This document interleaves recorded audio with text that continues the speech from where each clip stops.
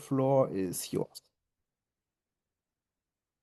Okay, well, thank you, Martin. It's really a pleasure to be here, and we want you to thank you first because you asked us to present today, and it's a very good opportunity to actually wrap up the project. The Admo Access project finishes at the end of this month, so in a few days, and so this is also.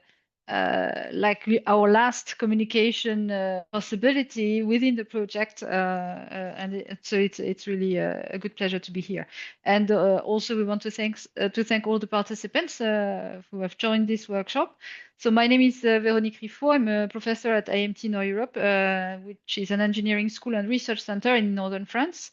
I'm based at the Center on Environment and Energy, and I'm the deputy head for environmental research there.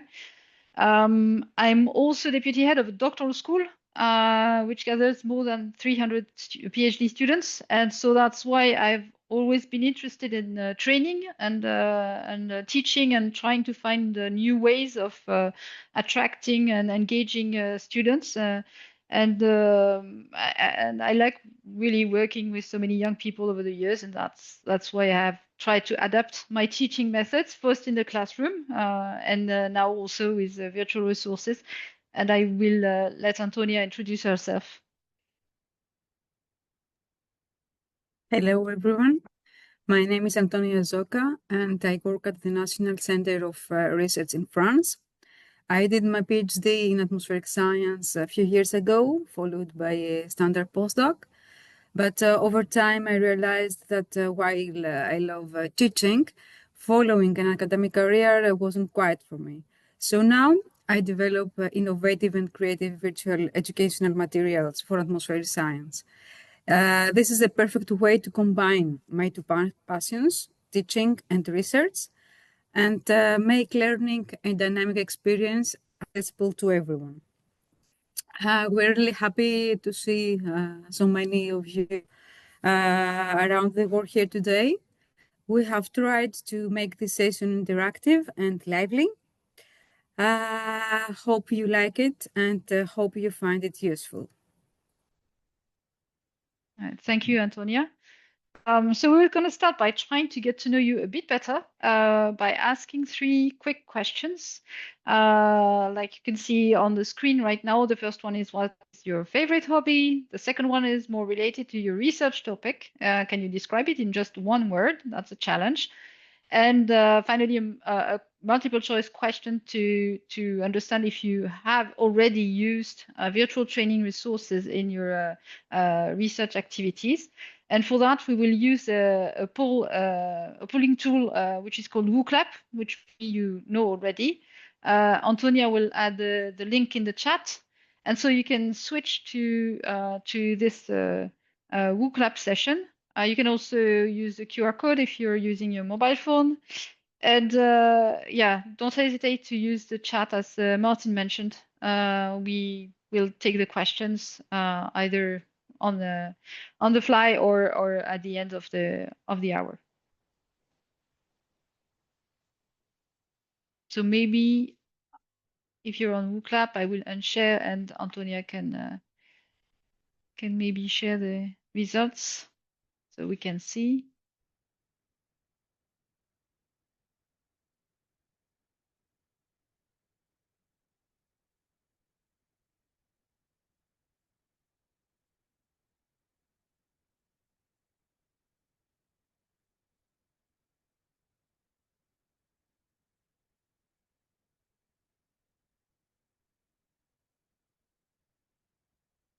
Well, there's a lot of hikers actually.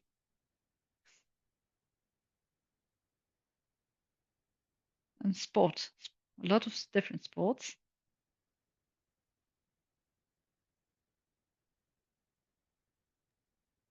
So that's quite interesting. A lot of traveling also. Yeah. A lot of people Which travel is around the world. Yeah, that's good. I mean, that's part of the joy of being a scientist, I guess, and especially when you're a young one. So I don't know how many answers we have, Antonia. I think we have 31. We Okay. can follow, go to the next question. How would you summarize your research topic in one word? Yeah, that's more challenging.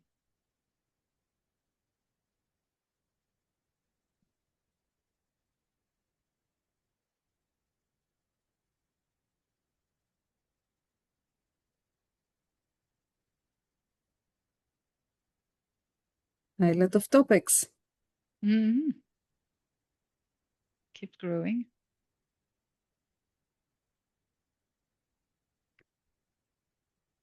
Nice cloud.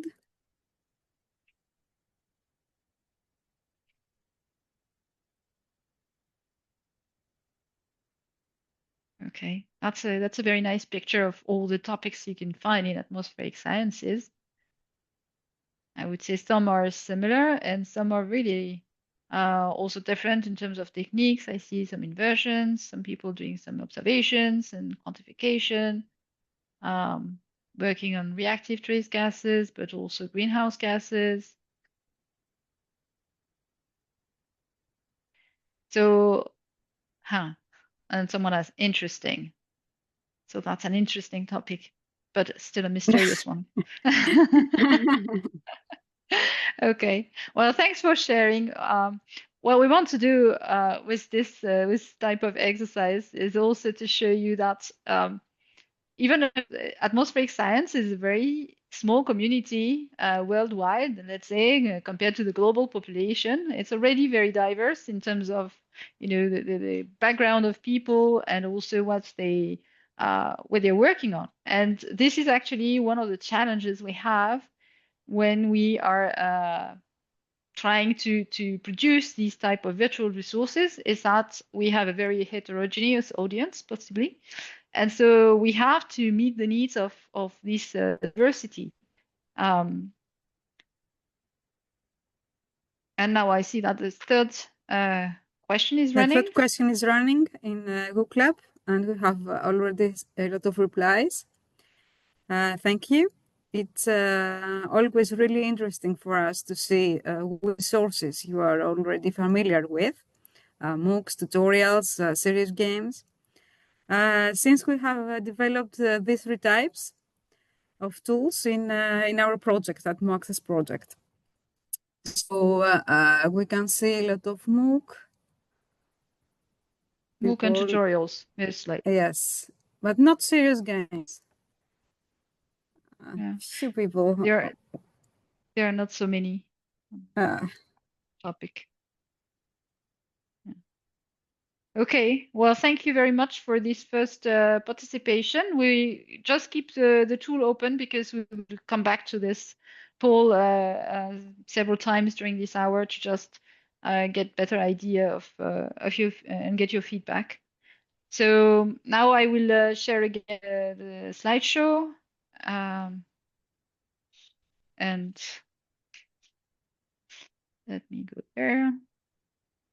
Okay, and I will just give you a brief overview, very quickly, of the Atmo Access project. It was a research infrastructure project. So these are specific calls in the Horizon H2020. Actually, it was an H2020 project, and that brought together three research infrastructures that we call RIs to simplify. And these three research infrastructures are first ACTRIS, which is the aerosol clouds and trace gases research infrastructure. The second one is IAGOS for in-service aircraft for a global observing system. And the third one is ICOS, integrated carbon observation system. And we're actually curious to know if you have had, before this workshop, if you had already heard of these research infrastructure or of the Atmo Access project. So I understood that, for example, Martin said he participated in one of the transnational access opportunities. So if he answers the poll, he will say that he knows everything. But some of you may not be so familiar with this. So Antonia will share the survey again. And I will unshare my screen so you can see the results as well.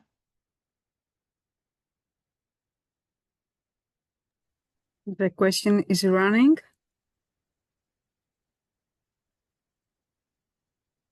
So if you need the, it's here.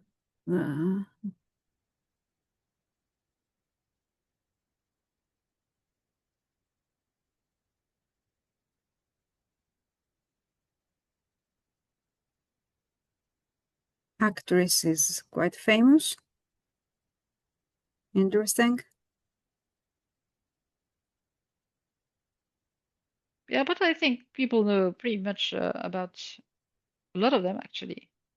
That's interesting because it's always difficult for us to evaluate how much this kind of information spreads and how much the young researchers are really aware of the uh, framework in which they're working. So I think it's quite good. Maybe Yagos is a little bit less well known in that. So that's the only one that is just 50%. But okay. Well, thank you very much again for sharing your knowledge about that. So I'll share again my slides, and I think I have to skip that one. Yeah. And maybe Antonia, you'll start I by will start actress. with actress. Actress is now quite well recognized through Europe as a crucial effort to measure these three components: aerosols, cloud, and reactive trace gases, through in situ measurements and remote sensing. It has more than 100 platforms, including observation site and exploratory platforms, such as simulation chambers and mobile tools. So Yagos is the least known in the survey, but it's a research infrastructure that focuses both on the gas and particulate phases. And it uses commercial aircraft to do the measurements as a mobile platform. And what is interesting is that it allows for regular vertical profiling of both the gases and the aerosols during the takeoffs and landings. And also you can have high altitude measurements during the cruise mode of the aircraft. So you can see that so far there have been more than 65,000 flights with recorded measurements, and it's of course not finished. So we'll have a short video a bit later to show you a bit more about Iagos. ICO's research infrastructure is dedicated to greenhouse gases and how they are emitted, absorbed, and interact between the atmosphere, land, and the oceans. It provides crucial data to understand their role in climate change and inform mitigation strategies. Yeah, so the main objectives of the project were actually related to strengthen atmospheric research across Europe within these three research infrastructures by providing access, hence the title of the of the project.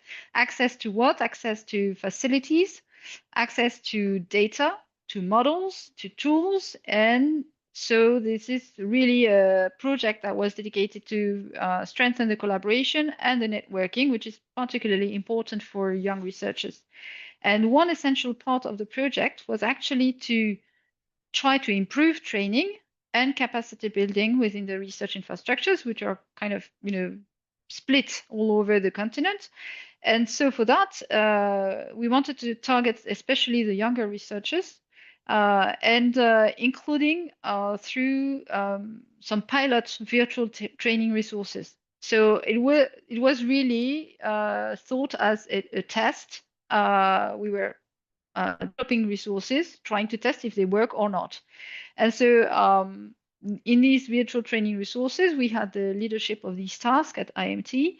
And of course, all of you know the traditional way of training in science. It's the physical access, which has worked for many decades. That's typical summer schools, winter schools, etc. Where you gather together, you have experts coming, you have some teaching, lectures, hands-on experience, etc. In that case, we also had some remote access training. For example, there was a summer school where the participants came to an observation site, but the experts were not there in person, so they pre-recorded the lectures. There were some Q&A sessions at specific times, but there were not so much interaction. And finally, there are also the virtual access pilot resources that we developed, and these ones were thought to be completely self-paced. No interaction, no direct interaction between the learners and the participants. So it means we had to find a way of training that was still interactive without direct in-person interaction. Let us show you a glimpse of the resources we have developed. First, we produced one massive open online course that gathered more than 1,300 participants this year. And if you are among them, thank you very much, and we hope you enjoy it. Let's take a closer look at the MOOC teaser to get a complete idea of what it is all about. Please, let's watch it.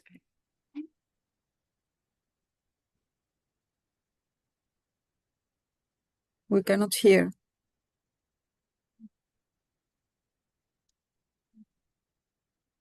Okay, so maybe I forgot to do something. Means the sound is not shared. Okay, I do that. And I think you can start it again. Go back to the beginning. Is it better? Yes. Okay, Yes. perfect. Air pollution and climate change are pressing issues impacting our health and the environment. Are you curious about how we monitor air pollution and greenhouse gas emissions, or looking for ways to address these issues? Join our free, massive, open online course, Atmospheric Research Infrastructures Sharing the Future of Our Atmosphere, for insights into cutting-edge atmospheric research. This MOOC is open and accessible to everyone, available in English with subtitles in French, Greek, Portuguese, Spanish, and German. Scientists will cover the multidisciplinary nature of atmospheric science and how research infrastructures, RIs, support advanced research and guide policy decisions. What will you learn? In week 1, you'll learn about atmospheric constituents, their sources and impacts, and the importance of data sharing and networking. Week 2 introduces 3 key RIs: ACTRIS, the aerosol, clouds and trace gases research infrastructure; IAGOS, the in-service aircraft for a global observing system; and ICOS, the integrated carbon observation system. What will you need to do? Dedicate about 2 hours per week for less than a month, exploring how RIs facilitate high-level research. Learn key concepts quickly through interactive videos, summaries, quizzes, and interviews. A free badge will be awarded upon successful completion.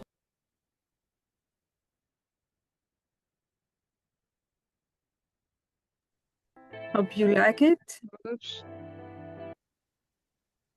I hope you like it. You can add some interaction. Yes, thank you. Yeah. Feel free to add some interactions.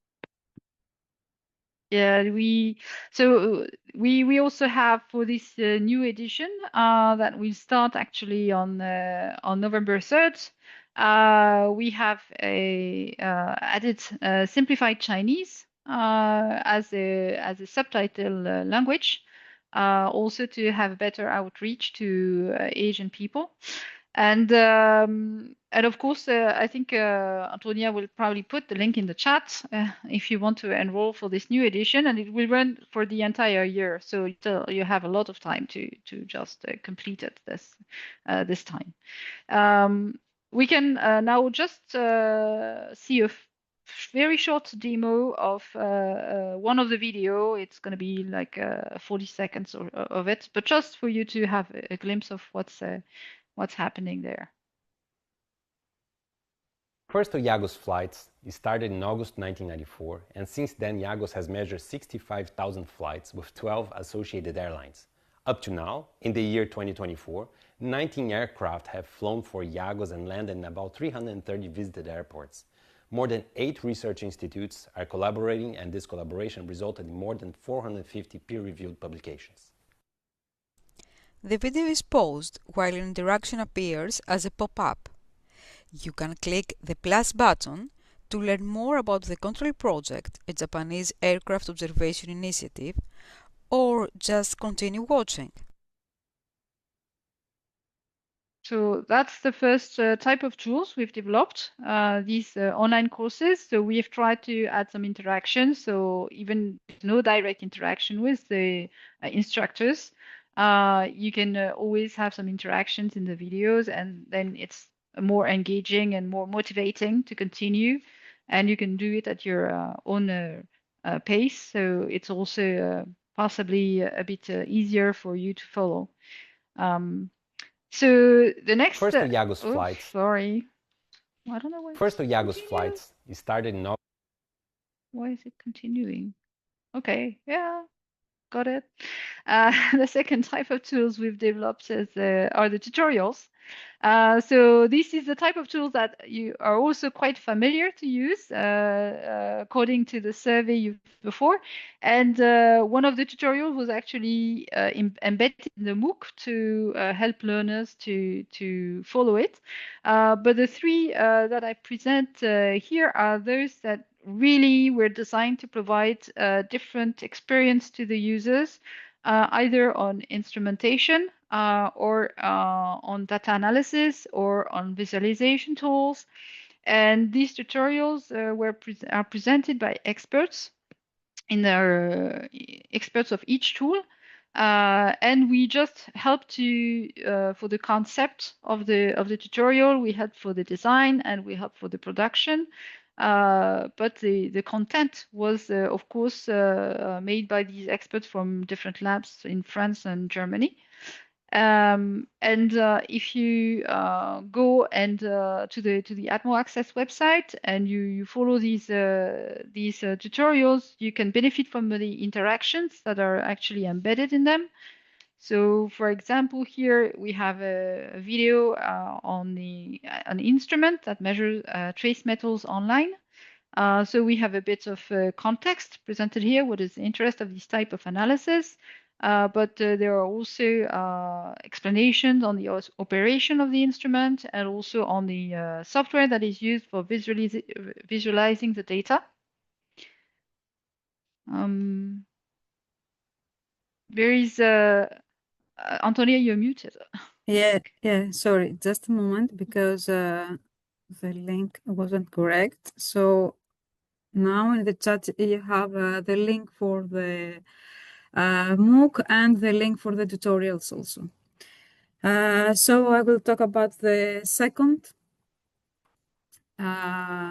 tutorial.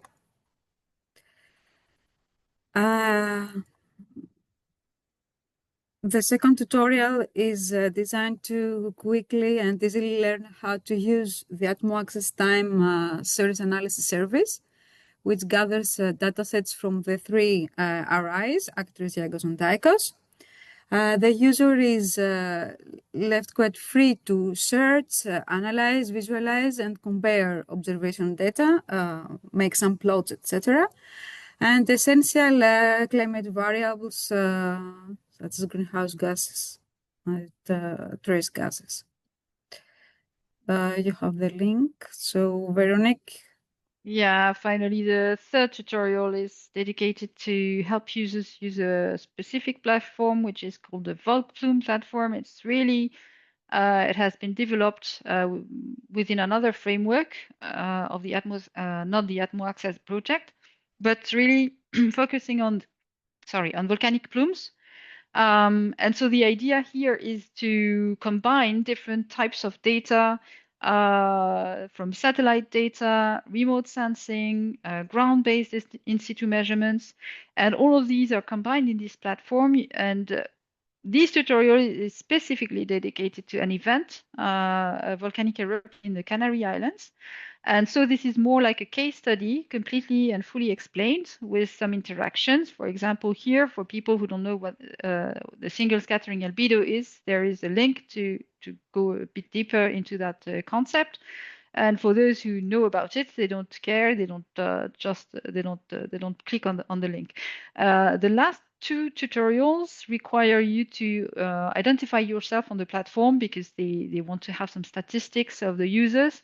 You can do that with your ORCID, which is a basic, let's say, basic identifier in science, and that also helps.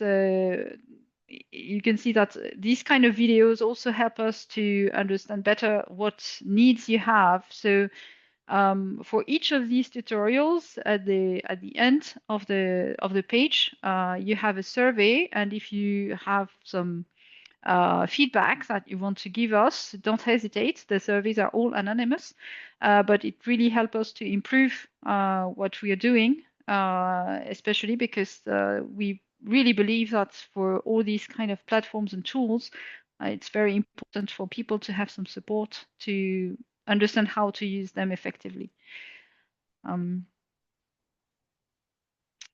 So there is a WooClap event. There is a question just to see the time series analysis for the second tutorial. So I can send you the link for that. And I share my screen.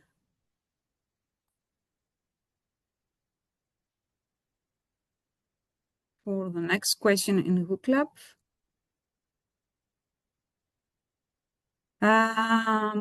So our last production was the design and development of a serious game. The concept of gamification is widely used in education to increase student motivation and engagement. And the question is, what comes to your mind when you hear the term serious game? Because we see also that one of you or few of you.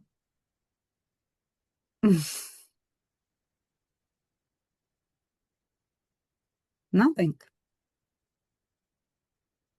Dangerous. Wow. It's serious, it's not dangerous.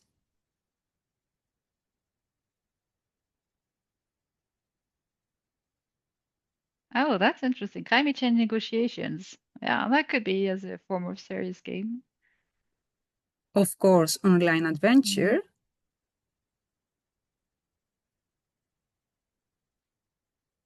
Learning while playing. Yes, that's right.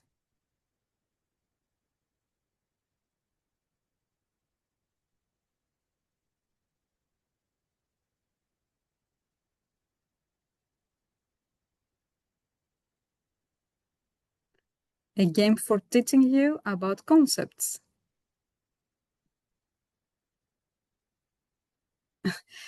Less fun than usual, but still fun.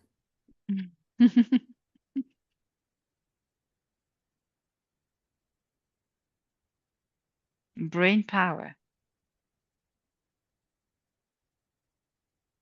Yes, it's a special game because it's educational, digital, innovative.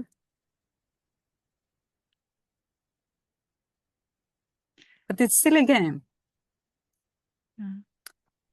Well, thank you for sharing your ideas about that. I think you capture the spirit of this kind of tool quite well. So I stop sharing.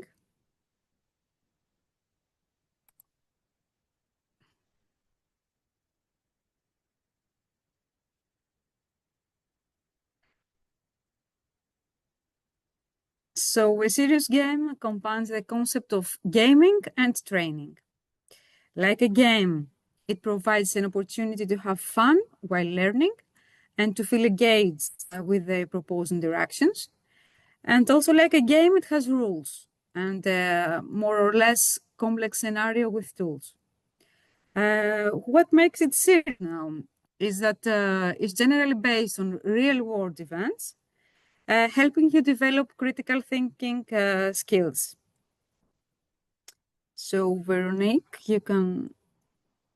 Yeah, so the game we have developed within the Atmo Access project is called What's Going On in the Air. So this is supposed to be a mysterious title, so you don't know exactly what you have to find out about the event we're talking.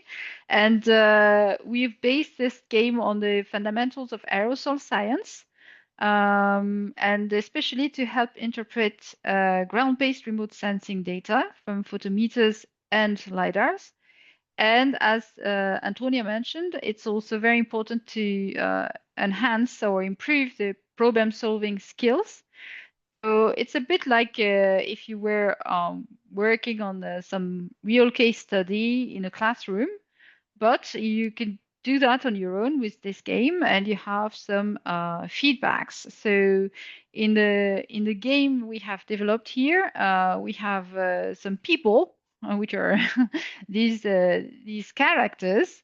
You are the player, and you meet these two persons in the game. So you have someone called Mona, which is the young woman on the left, who's a scientific expert, and she will help you to, as a young scientist arriving in this lab, to start understanding the basic concepts of aerosols. And also you have on the right the character named Max, who's a technical staff. And this guy he knows a bit more about the instrumentation, of course, and so he will help you understand how and photometers or LiDARs are working.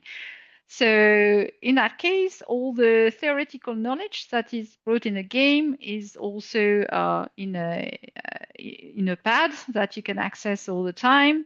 And you have some questions, like here you have a LiDAR visualization, LiDAR signal visualization, and you have to understand where the layer is. What are these different signals actually that you can see, and how you can interpret this. So you have several steps to do, and at the end, of course, it's like in a game you have a score, and you can see if you've managed well all along the way. But the idea is really that you have several tasks, and of course, in that case, it was the first pilot of this serious game, so we have only one storyline and one scenario. But these can be also improved, or we can have beginner and advanced modes, etc. So we have also mini games, we have quiz, we have multiple choice questions in that game, and Antonia will put the link of the Atmo Access Series game webpage in the chat, so you can also go there and play at your own pace if you're interested to take a look at it. Again, at the end of this, you have a survey, and if you feel that there could be some improvements, I think it's really something that we would be really happy to have feedbacks. And now we have a question for you. We move to WooClub.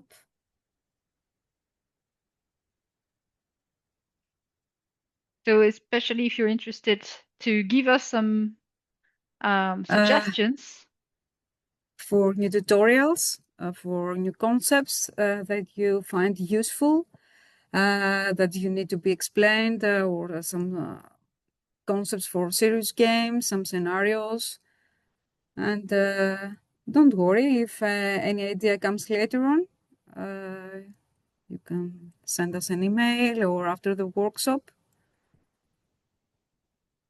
And as we said, we have put surveys since this was really a part of the Atmo Access project, was to be able to give some feedback, and also the European Commission is really interested in the development of these kind of tools, because they know it's also a good way to train young researchers. So these kind of tools were also developed for that to be able to improve this strategy of training within the research infrastructures. We have some interesting replies here. Yeah. Yeah, so the back trajectory analysis, actually there is a question on the back trajectory analysis in the serious game. And it's interesting because we also had feedbacks in the serious game survey about that people were, okay, I understand the basic concept, but it would be interesting to develop this aspect. Okay, well, what do you really want to learn more about? Yeah, and we see source Skills apportionment which on you both sides. In the serious game, the source apportionment appears in the tutorials, the tutorial for positive matrix factorization, PMF, which is also a source apportionment model. I don't know if you can scroll down. Yeah, definition of layers in the atmosphere. Machine learning, that's a hot topic. An introduction, okay, to atmospheric chemistry. Well, we have some the MOOCs mainly yeah, for this, yeah, not we tutorials. can show that. We can show a bit in the last slide about that, inverse modeling. And it's interesting because the serious game is more, you have more ideas about strategic things, like also climate change, policy scenarios and impacts. How model works. Okay. Well, again, thank you for sharing. So it's important for us because we have some ideas on our side, but they may not meet your needs actually. And this is also really important to make sure that we align with the needs of the young researchers. Of course, we also have some ideas because we know, and by discussing with the colleagues in the community, a lot of them are aware that sometimes their training material is kind of, not so interactive, not so engaging for young students, etc. Because also the way of how people train themselves is a bit different. And so I think it's really important that we are able to adjust this and be a bit more proactive in changing the way we train the early young researchers in the community. So we will just show you. I think I need to share again my screen. I don't think I'm sharing right now, or am I? No, I'm sharing. Okay, thank you, Antonia. I'll share again.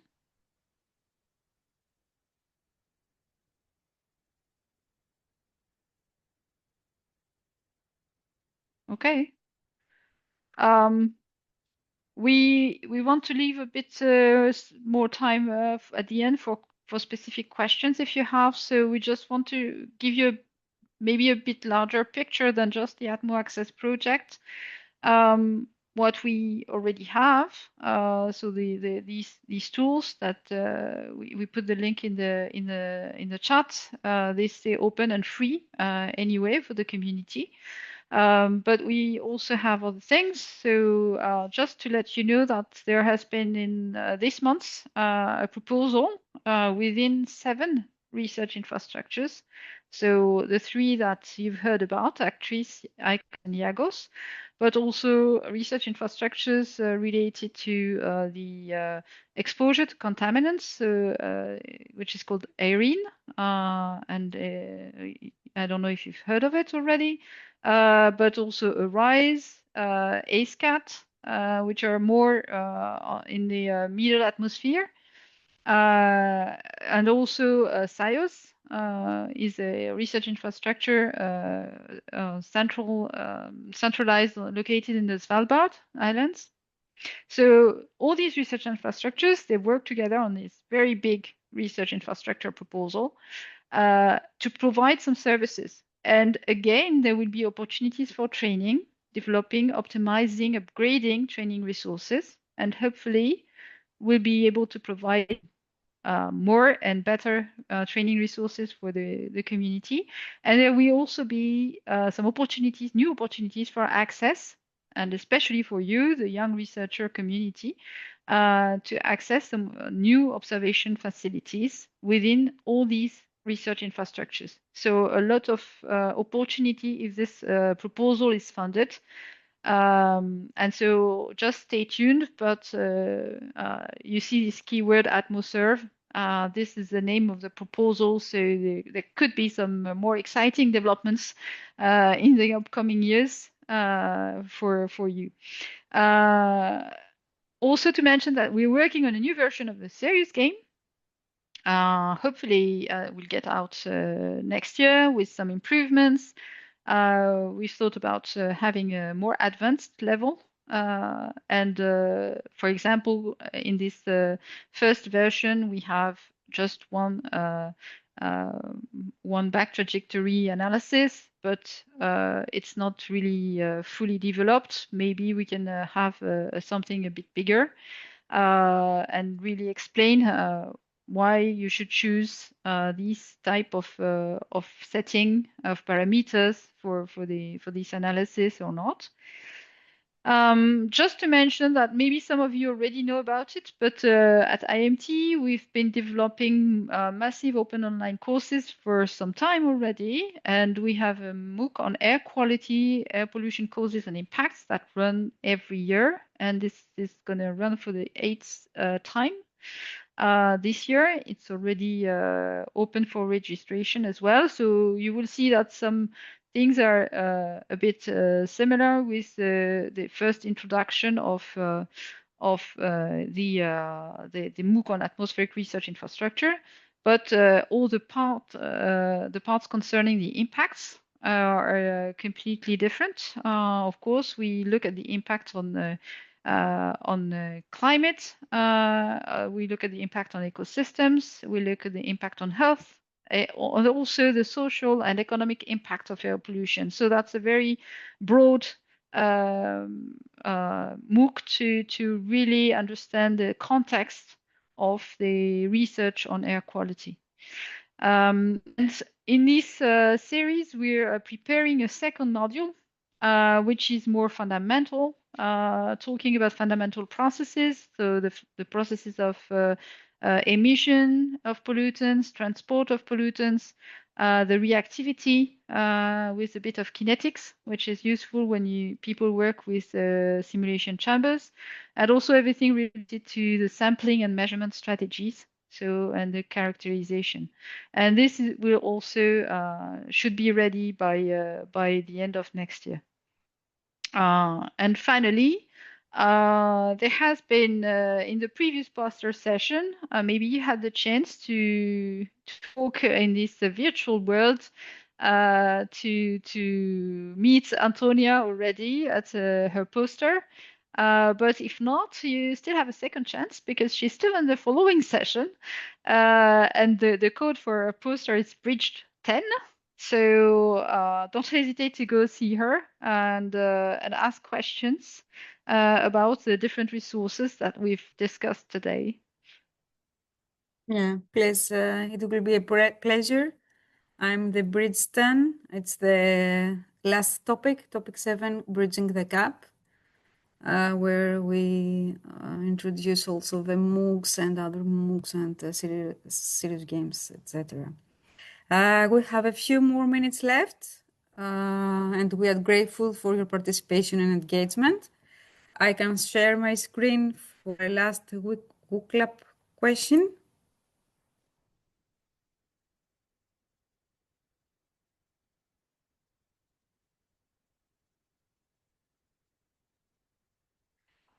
So we would like to know your opinion about this workshop. You can rate from 1 to 5. 1 is strongly disagree, and 5 is strongly agree. So feel free to... Feel free to tell us if you've learned new things, if you've appreciated the interactivity, or if you have better ideas of how to learn more effectively, and also your opinion on the virtual resources, because this is something that sometimes for senior researchers, it's not so obvious that it can be useful. So that's also good for us to know your opinion about that. And if you have questions, don't hesitate. I think you can put them in the chat, or maybe, I don't know if you're allowed to speak or if there is some restrictions, but No we're restrictions. ready. Okay, so we're ready to take questions, if any. I cannot see any question in the chat. No, I think Not we put a lot of links. Yeah. So first of all, I would like to say a big thank you. I learned a lot. That was very interesting. You showed us many, many new resources, which I think are really valuable. And we will definitely link them on our resources section on our early career website, which is, I always forget it. Maybe someone of the committee can put it in the chat so that everyone can find our website. I had some questions, but actually you answered them all because I was a bit worried that Atmo Access will not be continued, but it's really nice to hear and see that Atmosurf might come. And it's also nice that we had the possibility to share our thoughts and ideas with you today so that we might shape it a bit, which is also nice.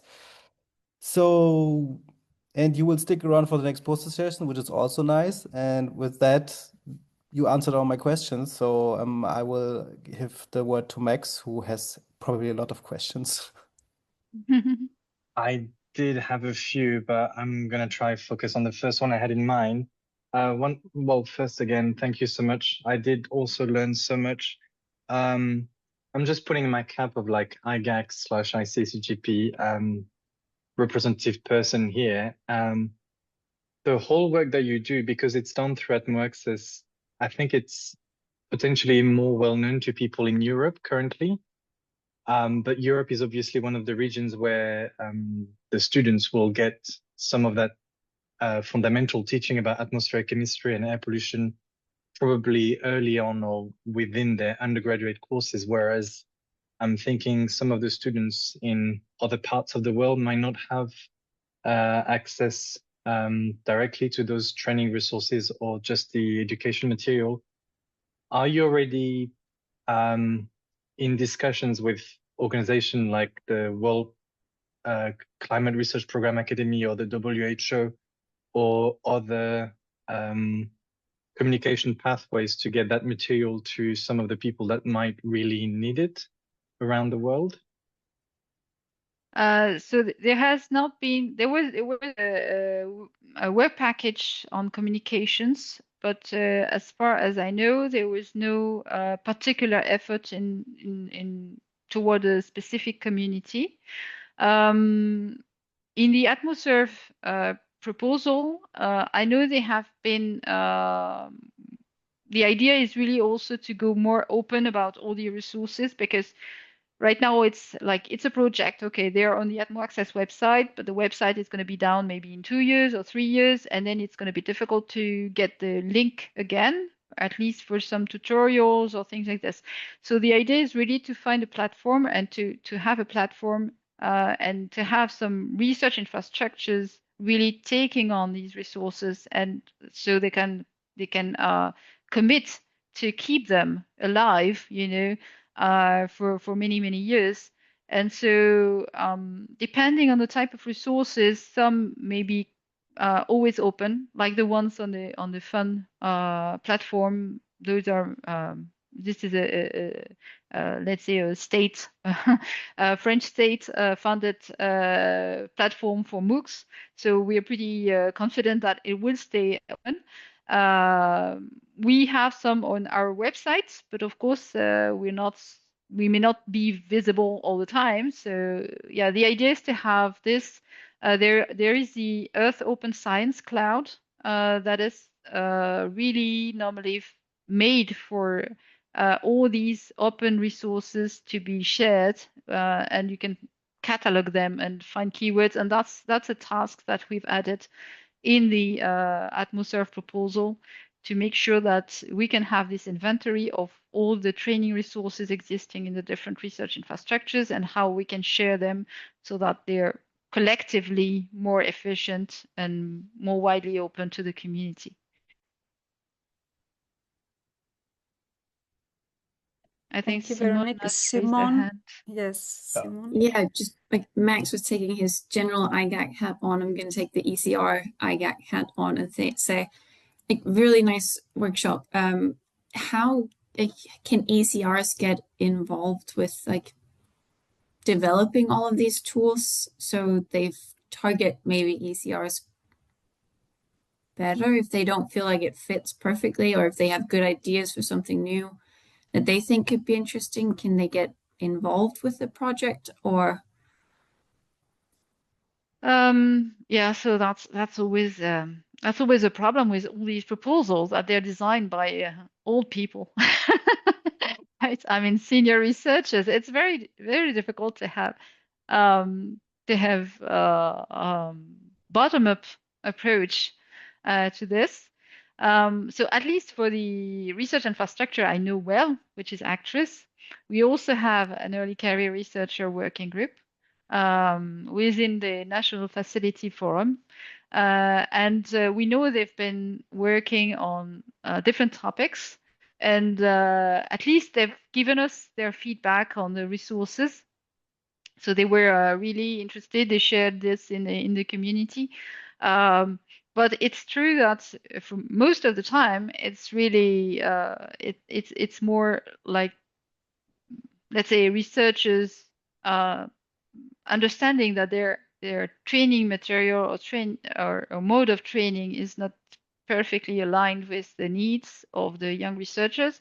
And there is also but it's still based on experience. For example, in the AtmoServe proposal, we have proposed some kind of training on atmospheric simulation chambers, because they have realized through the transnational access with early career researchers that they need to train them on specific things. That these are always the same questions for each access to each chamber. And so they want to mutualize this and make something that is answering the needs that has been identified. So I think really, it starts from the communication when you're a young researcher and you think that there is something missing. You should not be afraid to say it, really, because I think this is the way we can improve and design this of tools with put our efforts in the right direction.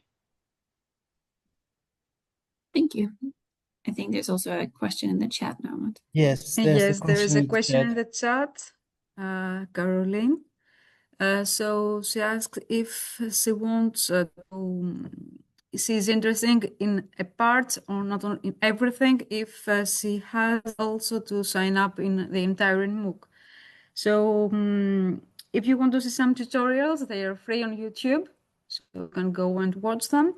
But for the courses, you have to sign up in the course, and then you can choose the course that were interested and the video that you like to watch, and you can watch whatever you want. So not all the chapters or not all the. You can follow your own pace. You are not obliged to follow all the courses and all the chapters and everything. You can just choose. But yes, the sign up to the MOOC, it's... And once you have registered, actually you're enrolled in a session, and you still have access to all the videos unless you delete your account. So you will still be able to watch them. It's just that at some point when the MOOC closes, you cannot get the badge anymore. you have to register for the next session. But if you just want to have access to the videos, you just enroll yourself, and then you will have access to every material. It's and we have put a pre-open license for this. We have had some colleagues asking if they could reuse the material also in their lectures, and we said yes, no issue. You just have to cite that it comes from the MOOC, and that's it. But the material is reusable, not commercially. That's the only thing. We don't want to have people making money out of our free resources. The tutorials that we talk about, the exact, etc., they're on the YouTube of Atmo Access, and they're open for everyone, and you can watch them. So the difference is if you go to YouTube, you don't have the interactions because they don't have the technical add-on that you have on the Atmo Access page. On the Atmo Access page, you will still have the interactions, the external links, etc. On YouTube, it will be a simple video without interactions.